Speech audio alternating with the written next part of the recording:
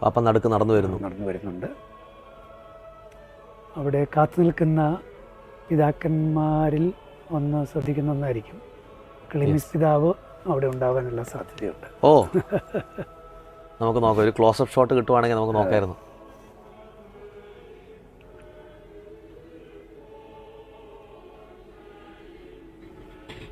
കാണുന്ന എല്ലാവരും പ്രാർത്ഥനയോടെ ആയിരിക്കേണ്ട നിമിഷങ്ങളാണ്.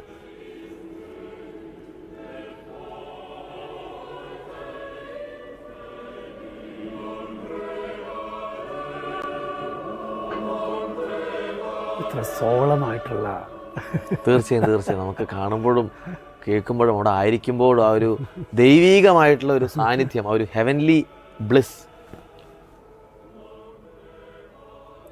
യെസ്, പിതാവ് നടന്ന് ആ പടിക്കലെത്തിയിട്ടുണ്ട്.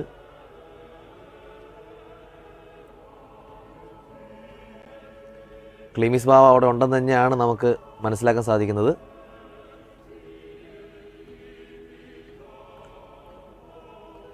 മാർപ്പാപ്പ താഴേക്ക് ഇറങ്ങുന്നു.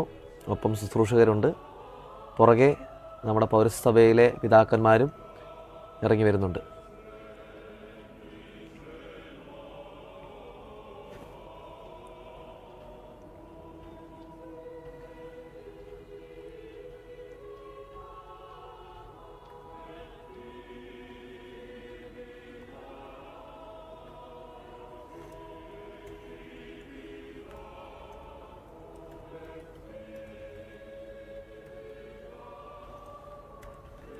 പ്രാർത്ഥനാപൂർവം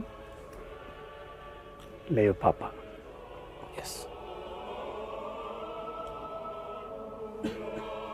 267 പാപ്പ. പത്രോസ് മുതൽ ഒരു കണ്ണി പോലും തെറ്റാതെ ആ ഒരു അപ്പസ്റ്റോളിക് ട്രഡീഷൻ, അപ്പസ്റ്റോളിക് സക്സഷൻ നമ്മുടെ ക്ലീമീസ് ബാവയാണ് ആ നിൽക്കുന്നതായിട്ട് മനസ്സിലാവുന്നത്. നമ്മുടെ മലയാളിയായിട്ടുള്ള ഒരു പിതാവ്. എനിക്ക് അങ്ങോട്ട് കിട്ടിയില്ല കേട്ടോ, മുഖം അങ്ങോട്ട് കൃത്യമായിട്ട് കിട്ടിയില്ല. കുറച്ചും കൂടെ ഒരു ക്ലോസ് ആയിട്ടൊന്ന് കിട്ടിയിരുന്നെങ്കിൽ.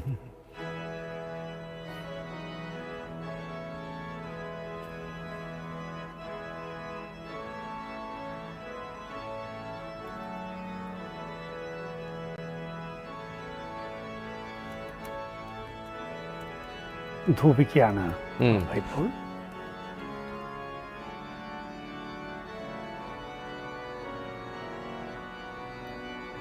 നീ പത്രോസാണ്.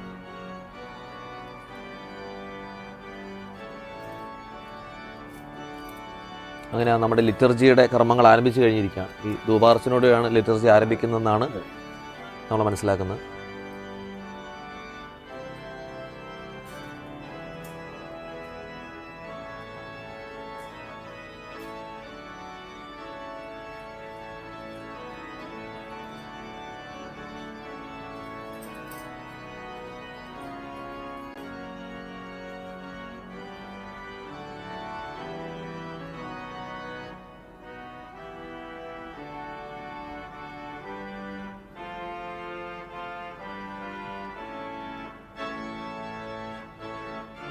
കയറി വരികയാണ്, തിരിച്ചു കയറി വരുന്നു. അതെ,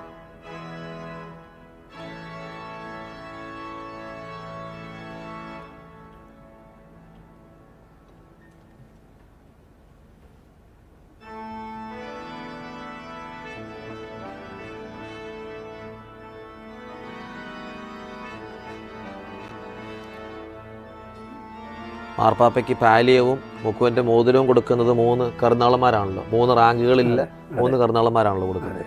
ഡീക്കൻ, പ്രീസ്റ്റ്, ബിഷപ്പ്.